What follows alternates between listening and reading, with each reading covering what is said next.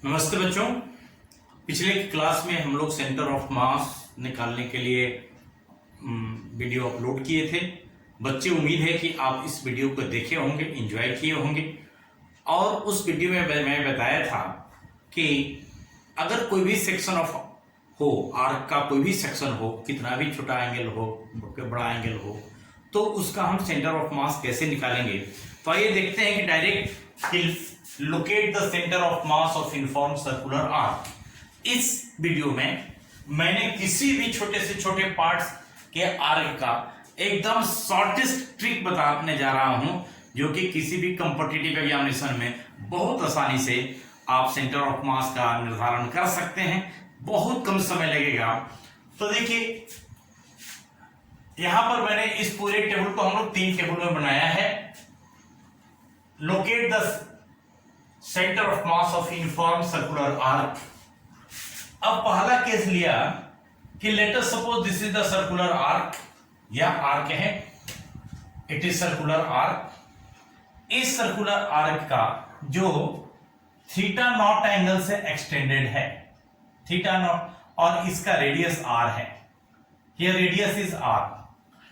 अब इस आर्क का अगर सेंटर ऑफ मास निकालना चाहते तो सेंटर ऑफ मास के लिए एक्स कोऑर्डिनेट डायरेक्ट हम लिखते हैं R by theta naught sine theta naught, और वाई कोऑर्डिनेट होता R upon theta naught into 1 minus cos theta naught. बच्चों, यह फार्मूला अगर याद कर लें तो यह फार्मूला कर लें तो किसी भी यूनिफॉर्म सर्कुलर आर्क का आप सेंटर ऑफ मास बहुत आसानी से निकालने जा रहे हैं। जस्ट आप सोचिए कि फॉर ए सर्कल, यदि आपको सर्कल का निकालना है, सर्कल का सेंटर ऑफ मास निकालने जा रहे हैं, तो सर्कल में पहले हमको देखना है कि थीटा नॉट कितना होता है। तो सर्कल में थीटा नॉट होता है 2 पाई। तो ऊपर वाले फॉर्मूला में X coordinate R upon theta naught, R upon 2 pi sine 2 pi. तो साइन 2 पाई का वैल्यू कितना होता है? 0। हम लोग सबको जानते हैं साइन 2 पाई या साइन 0। तो 0 वैल्यू हुआ। r इंटू 2 पाई में अगर इससे मल्टीप्लाई करेंगे तो रिजल्ट मिलेगा 0। Similarly now come to here y coordinate. y coordinate के लिए r बाई 2 पाई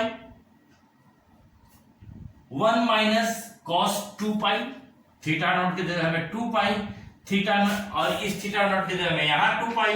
अब cos 2 पाई इक्वल टू होता है 1, cos 0 या cos 2 पाई, दोनों का सेम वैल्यू।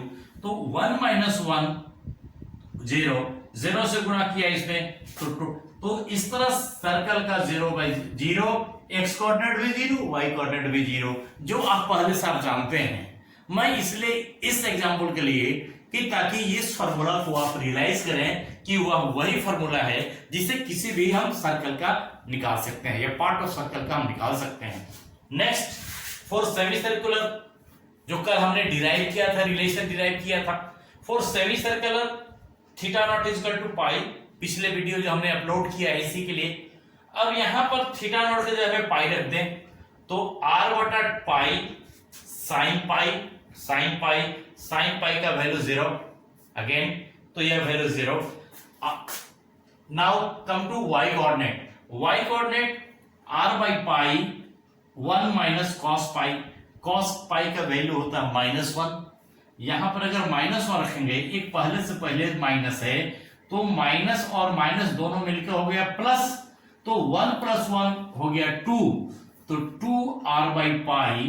तो इस तरह इसका कोऑर्डिनेट क्या मिला? x कोऑर्डिनेट 0 और y कोऑर्डिनेट 2r बाई पाई। यदि मान लेते हैं कि सर यह आर्क जो है 1/4 है, यहां पर यार 90 डिग्री का एंगल बना रहा है, 90 डिग्री का एंगल बना रहा है। याद रहेंगे बच्चों कि यहां पर जो एंगल है उसको हमको रेडियन में कन्वर्ट करके लिखना है, रेडियन में कन्वर्ट करके। तो यह 90 डिग्री को हम लोग क्या लिख सकते हैं रेडियन में? Theta naught equal to pi by 2। तो अगर theta naught equal to pi by 2 है, अब यहां पर वैल्यू पुट करें r by pi by 2 sine pi by 2, sine pi by 2 का वैल्यू 1, तो यह 2 ऊपर जाएगा 2r by pi. Similarly y coordinate r upon pi by 2 1 minus cos pi by 2, pi by 2 का वैल्यू 0, तो 1 into R upon pi by 2, 2 यह ऊपर जाएगा तो यह हमारा हुआ 2r बाई पाई। तो x कोऑर्डिनेट 2r बाई पाई और y कोऑर्डिनेट भी 2r by pi. Very interesting relation है यहाँ पर कि यदि आप यहाँ पर देखें कि अगर कोई क्वार्टर ऑफ द सर्कल है तो x कोऑर्डिनेट भी है, x कोऑर्डिनेट लगभग यहाँ पर यह वैल्यू आएगा, x कोऑर्डिनेट भी 2r बाई पाई और y कोऑर्डिनेट भी यहाँ पर 2r बाई पाई, यह रिलेशन है 2r बाई पाई। अगर यह नेक्स्ट आपने पहला देखा, दूसरा देखा, तीसरा देखा, चौथा देखा, फिफ्थ देखिए कि अगर यहां पर थीटा नॉट का जगह में 120 डिग्री है तो पहले इस 120 को आप किसमें बदल दें, रेडियन में बदलें। तो हियर थीटा नॉट इज 120 को हम लोग पाई बाई 3 लिख सकते हैं, पाई बाई 3 लिख दिया। अब ये हमारा value r by pi by 3 sign pi by 3 और साइन पाई बाई 3 का वैल्यू होता है √3/2 sine 90 degree 90 plus theta cos theta, तो कॉस 30 डिग्री का √3/2, तो यह हो गया 3 इंटू √3 r अपॉन 2 पाई।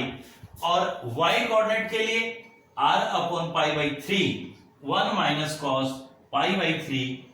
अब पाई बाई 3 का वैल्यू होता है 1/2 तो 1/2 में से 1/2 माइनस हुआ, क्या बचेगा 1/2। तो हियर 3 यह ऊपर जाएगा, 2 नीचे रहेगा, तो 3r/2 पाई। इस तरह अगर इसमें कोई भी वैल्यू, फिर से एक बार मैं कह रहा हूं कि थीटा नॉट का वैल्यू कुछ भी रख दें तो आप इसका पूरा का पूरा सेक्शन ऑफ आर्क का आप सेंटर ऑफ मास निर्धारित कर सकते हैं। अगर इस रिलेशन को जानना चाहते हैं तो इस वीडियो को अंत तक देखें, ताकि अब आगे मैं इस रिलेशन को डिराइव करने जा रहा हूं।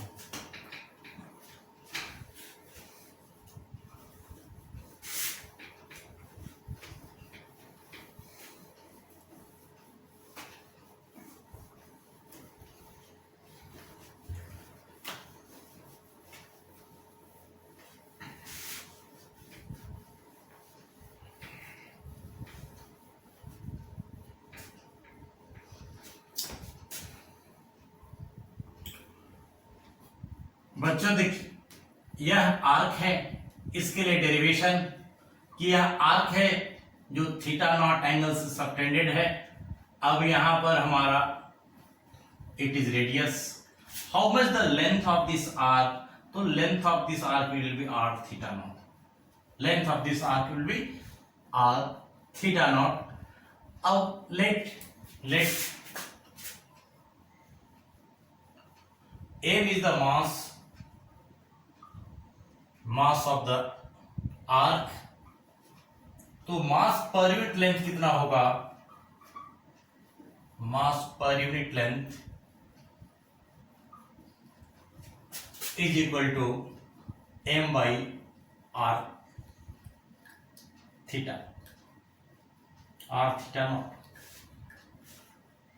अब यहां पर देखें बच्चों, अगर जो हमारा यह आर्क है इसको हम लोग एक्स एक्सिस मान लें और इसको परपेंडिकुलर होते हुए इसको वाई एक्सिस मान लें, तो अब हमारे पास एक्स एक्सिस इधर है, वाई एक्सिस इधर है। अब let us suppose an elementary section making angle theta with the X axis and of subtended up to small angle D theta. अगर डी थीटा से हो तो यहां पर जो यह वैल्यू है, यह लेंथ कितना मिलेगा, length would be R D theta, length would be R D theta. अब आर डी थीटा है, अब आर डी थीटा का एक्स एक्सिस और वाई एक्सिस के अबाउट कोऑर्डिनेट्स क्या है, तो एक्स एक्सिस पर परपेंडिकुलर डालें, सिमिलरली वाई एक्सिस पर परपेंडिकुलर डालें, तो हमें एक्स एक्सिस पर परपेंडिकुलर होगा आर कॉस थीटा और वाई एक्सिस पर होगा आर साइन थीटा। तो इस तरह एलिमेंट्री मास, इसका अगर स्मॉल मास माने, हियर द एलिमेंट्री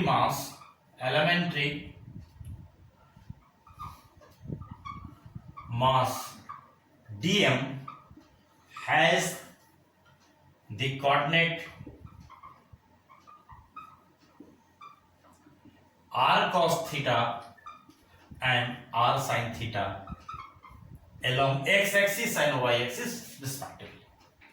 अब यह कोऑर्डिनेट है, यह मास है, तो हमें x एक्सिस के अबाउट और y एक्सिस के अबाउट या x कोऑर्डिनेट या y कोऑर्डिनेट हम लोग इसका सेंटर ऑफ मास कैलकुलेट कर सकते हैं. तो now x coordinate of centre of mass, coordinate of centre of mass is equal to integration of dm into r cos theta upon integration of total mass. It is the basic formula. Similarly, y coordinate क्या लिखते? y coordinate लिखते, y coordinate of center of mass लिखते integration of dm r sin theta upon total here dm. अब इस बारी बारी से dm का वैल्यू निकाल के इसमें पुट करके इंटीग्रेशन कर दें और लिमिट कहां से रहेगा? अगर ये इंटीग्रेशन का लिमिट क्या होगा तो लोअर लिमिट 0 और अपर लिमिट थीटा नॉट.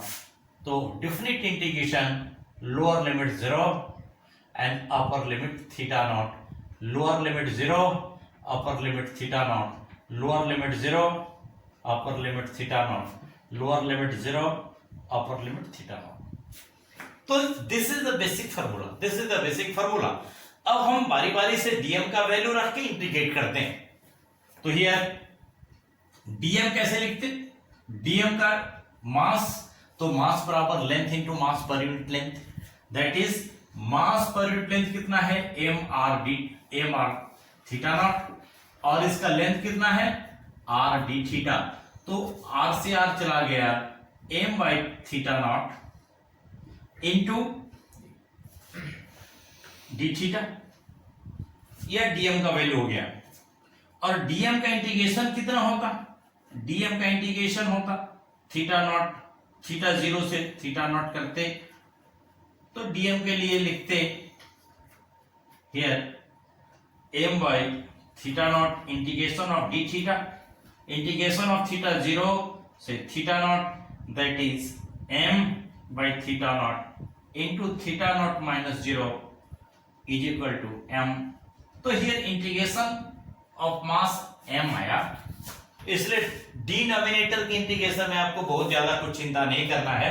अब आइए इस dm का मान रख के इक्वेशन 1 और इक्वेशन 2 में रख के x कोऑर्डिनेट और y कोऑर्डिनेट का वैल्यू हम कैलकुलेट करते हैं.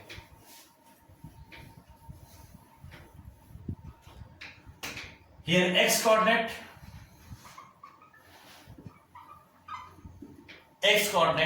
is equal to, इसका डिनोमिनेटर का निकाल दिया है हम, total mass m. Here dm के जगह में m theta naught d theta r cos theta limit 0 to theta not which is equal to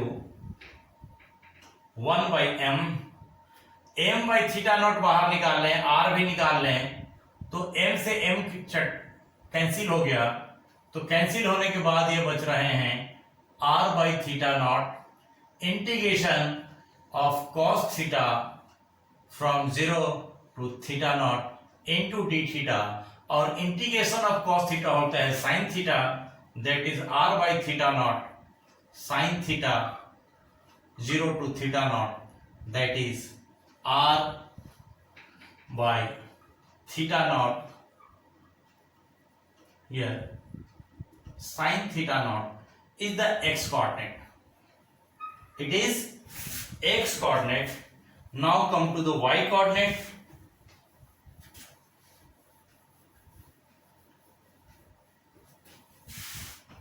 y coordinate के लिए हमारा यह फॉर्मूला है, y कोऑर्डिनेट is equal to r by theta not.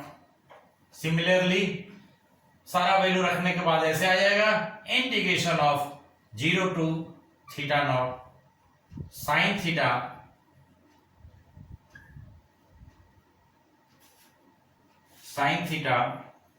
D theta, और साइन थीटा के integration क्या होता है, minus cos theta, that is r by theta naught minus cos theta limit 0 to theta naught, that is r by theta naught, here cos theta naught minus cos 0 1, अब minus अंदर ले जाएं तो आप लिख सकते थे r by theta naught 1 minus cos theta naught. तो dear student, it is the value of y coordinate, it is the value of x coordinate. तो इन जनरल रिलेशन, अब इसी में अगर सपोज कर लो कि आप थीटा 30 डिग्री हो तो क्या करना होगा, सिंपल सा, पहले थीटा नॉट का वैल्यू 30 डिग्री हम जानते हैं, 30 डिग्री, एक छोटा सा आर्क हो, एक हमारा आर्क बहुत छोटा सा हो जो यहां पर 30 डिग्री का एंगल बनाया हो, तो पहले आप 30 डिग्री को किसमें कन्वर्ट कर दो, first convert 30 degree into radian. तो आप जानते हैं 180 डिग्री बराबर होता है पाई रेडियन, 30 डिग्री बराबर कितना होगा, पाई बटा 180 गुने 30, दैट इज पाई बाई 6। तो x कोऑर्डिनेट के लिए हम लोग x कोऑर्डिनेट का वैल्यू रखते हैं यहां पे, x कोऑर्डिनेट हो जाएगा r बाई पाई बाई 6, ऊपर चला गया, sine 30 1/2, that is 6r by 2 pi, और इसमें कितना लेगा, y कोऑर्डिनेट कितना हो जाएगा, y coordinate centre of mass of y coordinate r by theta not के जगह हमें पाई बाई 6, और अगेन 1 माइनस cos 30 का वैल्यू √3/2। तो this is the value of y coordinate in this way. अब मैं दावे के साथ कह सकता हूं कि यदि मेरा वीडियो पार्ट 1 और पार्ट 2 दोनों देख लें तो किसी भी सर्कल के, यूनिफॉर्म सर्कल के, उसका सेंटर ऑफ मास कैलकुलेट कर सकते हैं।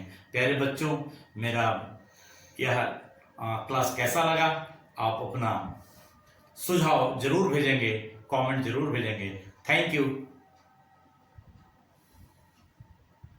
कनेक्ट हुआ।